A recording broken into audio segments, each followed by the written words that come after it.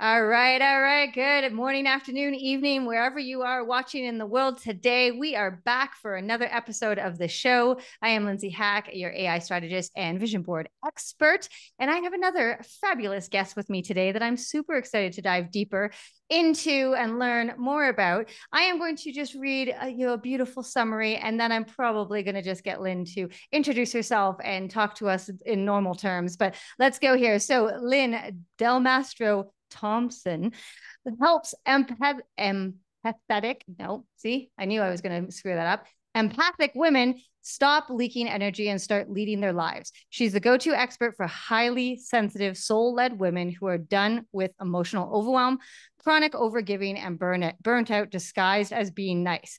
Using her signature stand in your power method, Lynn helps clients reclaim their energy field, set boundaries without guilt, and finally feel safe saying no.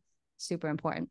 Her approach combines hypnosis, somatic trauma healing, nervous system regulation, and energy medicine, because true transformation isn't just mindset deep, it's body and biofield deep. With over a decade of experience, Lynn has helped hundreds of women break the cycle of emotional absorption, stop carrying everyone else's pain, and come home to themselves with results that have both been fast and lasting. Because when you stop abandoning yourself to keep the peace, that's when you start living your power. And I love this so much, but I would love to introduce you and tell me in your words and your story about who you are and why do we want you to tell us all about it. So welcome to the show. Well, thank you for having me here. I'm really excited to share a little bit more.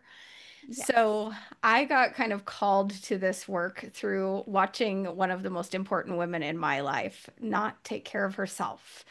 She lived her life self-sacrificing, overgiving, putting everybody else first, and then ultimately it cost her her life. So, my mother actually is who I'm talking about.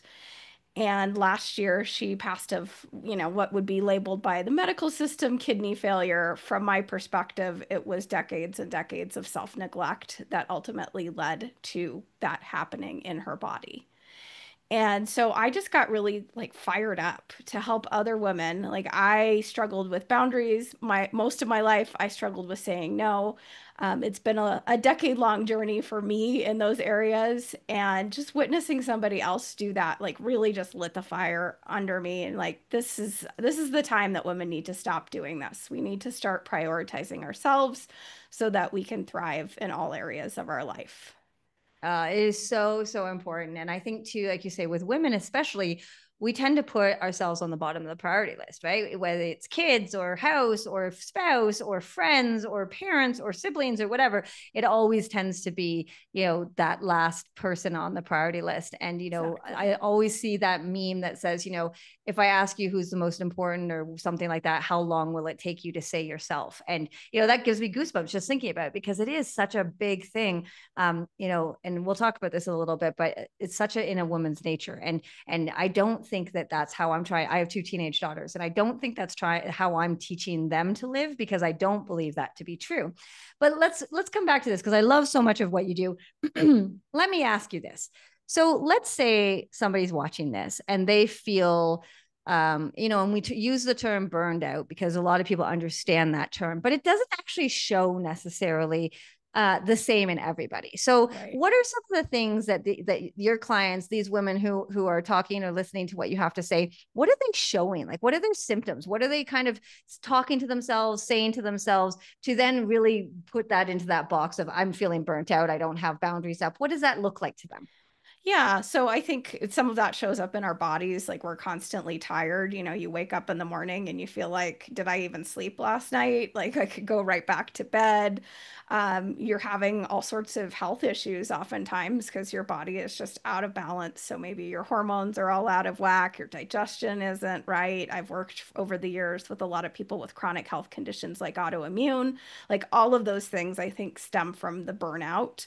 And then kind of mentally, emotionally, you're feeling maybe just resentful, like I'm giving and giving and giving, and nobody else, like who's giving to me? I'm tired. I don't have any more to give. Maybe you're just anxious a lot of the time as well. I think that's one of the ways things can show up too. It's just that constant like anxiety, hard to relax, at the end of the day and unwind, that can be kind of a sign of a nervous system pattern, really, in my mind. Yeah, no, I can see that. And again, I've seen, with my background being in life and health coaching, I see that a lot actually. And it's interesting because sometimes people can catch it on themselves. But I think a lot of the time they don't even realize it. So I guess what's kind of the first thing you do with somebody who might be coming to you being like, I'm not sure, I'm feeling this way, my gut's feeling this way, I'm tired all the time.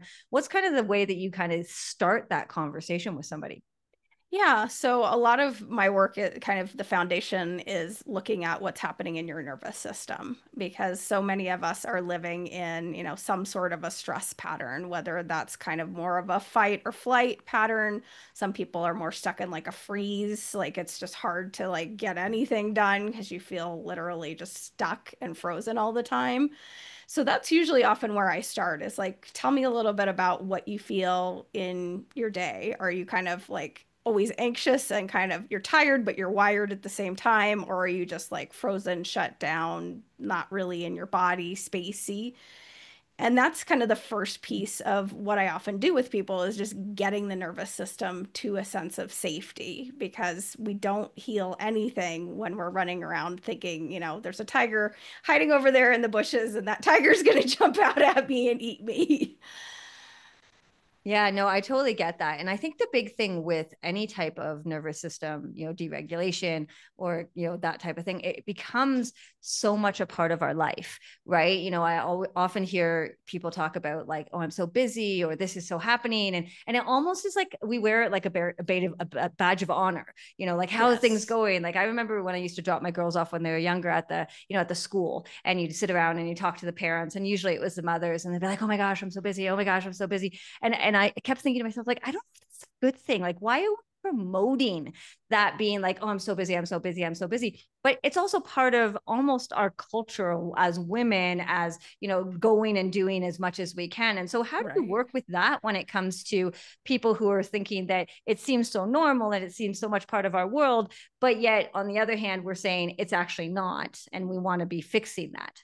Right. So I think it's really a process of learning to slow down, like that busy, busy, busy is we're not in our bodies, we're just operating from the to-do list. We're operating from all these programs in our head of like, must get everything done, check all the boxes, on my to-do list. And our body is usually over there saying, hello, I'm kind of tired, don't feel so good. So it's kind of getting you to slow down enough first that you can actually be like, oh, wow, I am kind of tired. Oh, there's discomfort here, or there's my body may be communicating to me something.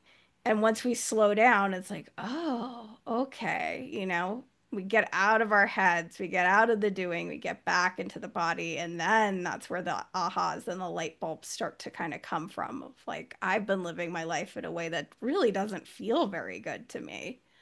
Yeah. Oh my gosh. I love that so much. I always say, to my clients, even to myself, sometimes it's like, your body whispers a lot and you want to listen to said whispers before it just screams and is like, enough is enough. And, that can look like being sick in bed. That could be look like, feeling it in your body somewhere. And it's just, you can't ignore it no matter how hard we try. Sometimes the screaming will come whether you want it Exactly. to or not, and we hope that it's Exactly. enough of maybe just sitting in bed all day or whatever it looks like. But all right, so talk to me a little bit about, so you do obviously some somatic work and I love that. So first of all, let me ask you this for those of who are watching who may not know what that means. What does that mean, and then how do you implement that kind of in with your clients? Yeah, so to me, somatics is all about kind of getting into the wisdom of our bodies. And that looks like a bunch of, different ways. I mean, to me, nervous system work is kind of adjacent to that. It's, getting your nervous system regulated, but it's also, different practices. Like I'm starting to introduce some movement work with people in community. So not movement in the form of like, oh, I'm going to a dance class and I'm going to learn choreography and a routine. I mean, I love that. That's part of my own life and I have a passion for that. But really the movement I'm talking about, the somatic work, is like deep inner listening. So it's like, what does my body want right now? Does my body want to shake? Does my body want to lay still on the floor and not do anything? Do I want to spin around around in circles. It's a listening to like, if I were to just let my body be the driver instead of my head, nobody's watching me. What does that feel like? What wants to be Right. just moved and expressed? And sometimes that's sounds that want to come out too, because oftentimes I think, we don't make a lot of the primal sounds that want to come out when we're frustrated or angry or sad. So it's like giving ourselves space for like tears to come out, anger, grunting, whatever needs to come out. And that's just the body's wisdom really expressing itself.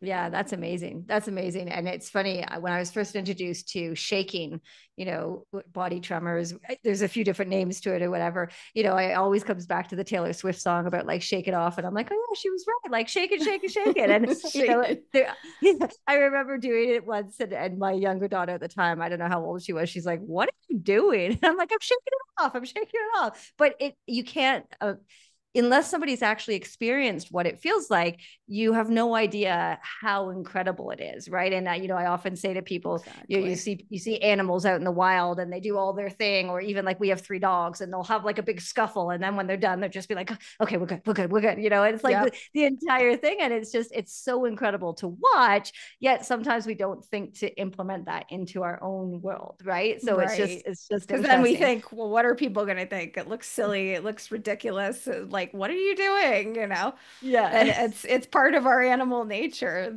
I think somebody was sharing with me recently. They had read about that and how like people who do things like that after something traumatic are much less likely to suffer PTSD. If you Right. actually Oh, shake it wow. off, it actually helps you make sure that you're not going to be stuck with that for, in your nervous system for years, where it's like I'm constantly re-triggered. Right. Well, and you know what I love about all of what we talk about is a lot of people think to themselves, oh, it's really woo wooey, it's really whatever. But then if you break it down to the actual science of it, the idea of like when your adrenaline spikes, that the only way to release adrenaline is to move the body out of it. So unless you're going for, a Exactly. marathon, Right. shaking does a really great job of helping with that. So it's interesting when people constantly say, oh, as I said, it's either woo wooey, it's too spiritually for me and all that stuff. And I'm just like, neuroscience plays such a role in so many parts of our body, and it's Yes. science for a reason, because there's Yes. so many research and information. But of course we're not here to convince anybody of anything, so it's fine.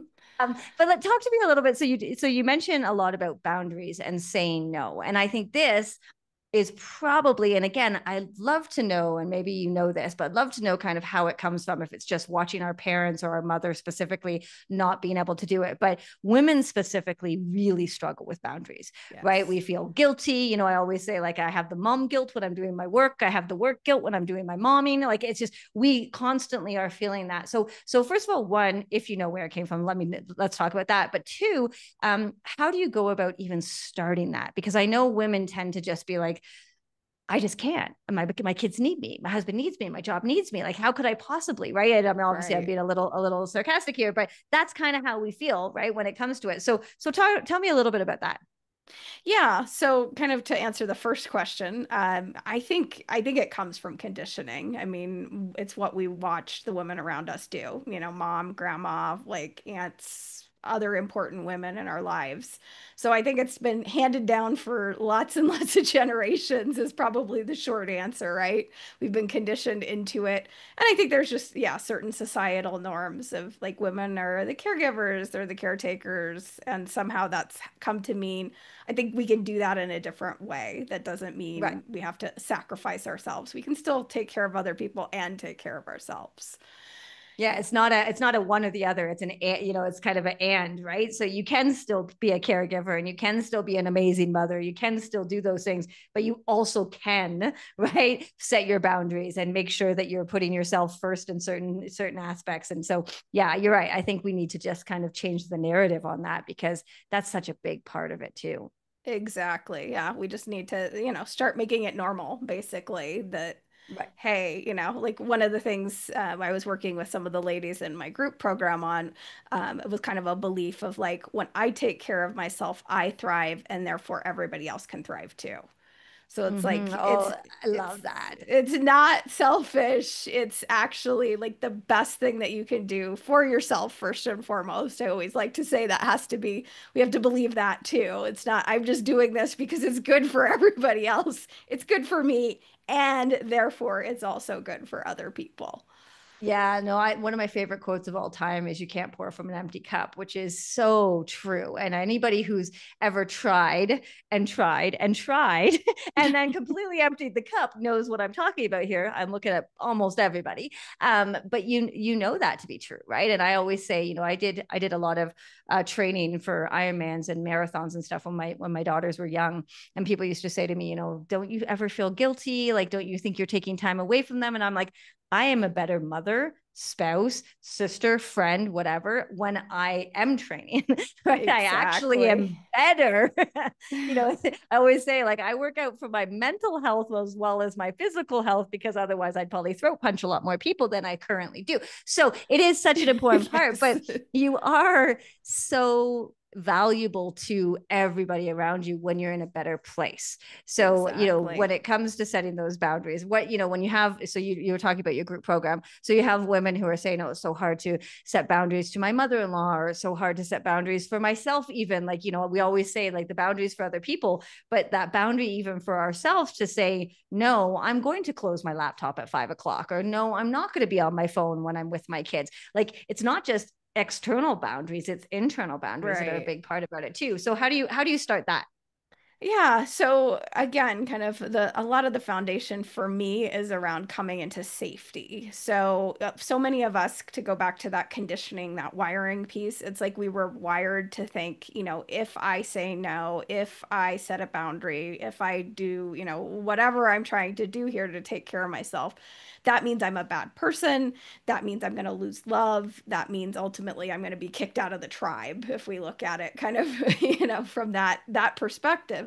So we kind of have to rewire in a sense of safety that it's safe to actually start saying no. You're not going to be kicked out and put on an island, by yourself with no support if you start saying no. If we can start to feel that sense of safety in our body, because so many women, when I talk to them, they're like, my palms get all sweaty, my heart is like racing, I feel so anxious. It's like I can't, and I felt that for years too. It's like you choke on the words in your throat before they even come out. If you manage to say it, you say it in a way that doesn't sound very serious. You're like, I don't think I want to do that, and who's going to take us very seriously when it's like, maybe not, versus like, no, that's just a no for me.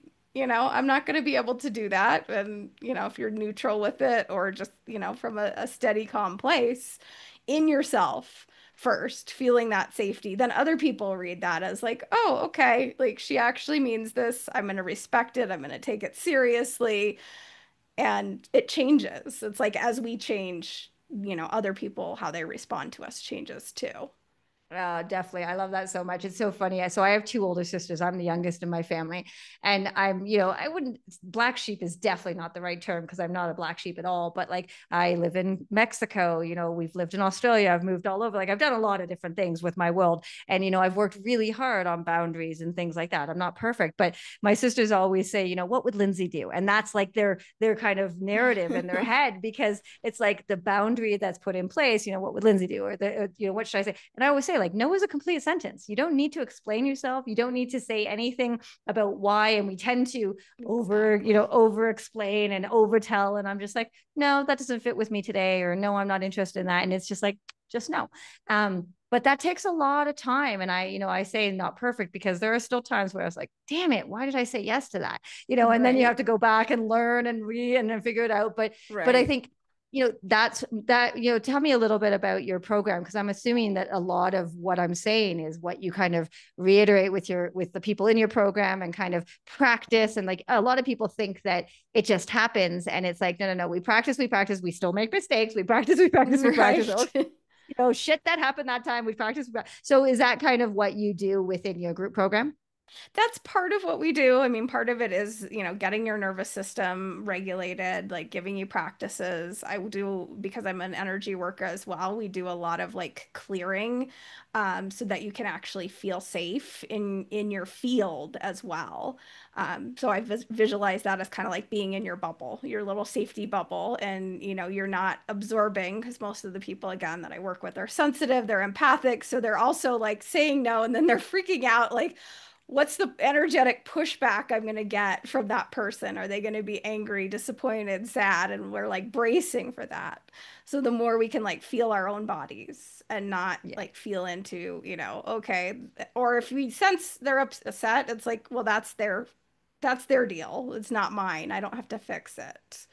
Yes. And I think that's such a big one too. I mean, as I said, I have two teenage daughters. And one of the things we talk a lot about is, that's their problem. And again, it's not pushing off, it's not victimhood, it's not that kind of stuff. But the idea is that if somebody's not happy with something you've done and you feel like you've done it, well, and in a good place, and maybe you said no and they really wanted you and they were upset, I'm like, that's not your problem. And again, it sounds kind of shitty, right? Like, and I know even my daughters were just like, well, that's kind of rude. And I'm like, no, it's not, because you can't help fix other people. You can only Right. work on yourselves, right? You really can Right. only work on yourselves. And so I think that's a big part of it. I know, you can get pushback from people who aren't used to you saying no, or you can get pushback from people who Exactly. aren't used to you putting on, boundaries, where they were the ones who could send you an email at 12 o'clock on a Sunday night and you would still like get it done. And if you start pushing back on that, they may be like, well, wait a second, why are you changing all of a sudden? Right. And it's Right. this, I don't like this, this. yeah, this is not what I like. I like when you did ththings without asking and did things without challenging me. So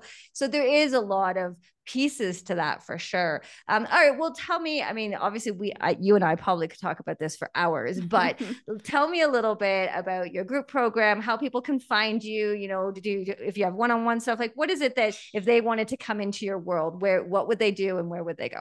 Yeah, so I actually right now I'm offering something called the Bold Boundaries Breakthrough Intensive, which is a great way to start. And it's a one-on-one intensive. It's a way for us to connect and figure out like what type of support would meet you best where you're at. Because I do work with people one-on-one with kind of high-level support.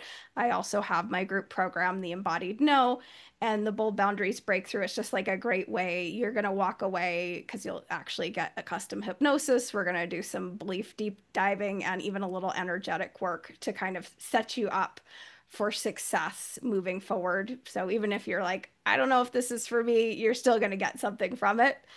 That is a great way to enter. Or I also have some great resources on my website. If you're just curious about like what my nervous system does as somebody who's sensitive and setting boundaries, I have a very cool free quiz that is what's your empath survival style? And I that love looks it. at like your nervous system response, like what's your default state? And then it'll give Love you that. kind of some suggestions of like how to work with that knowledge for yourself.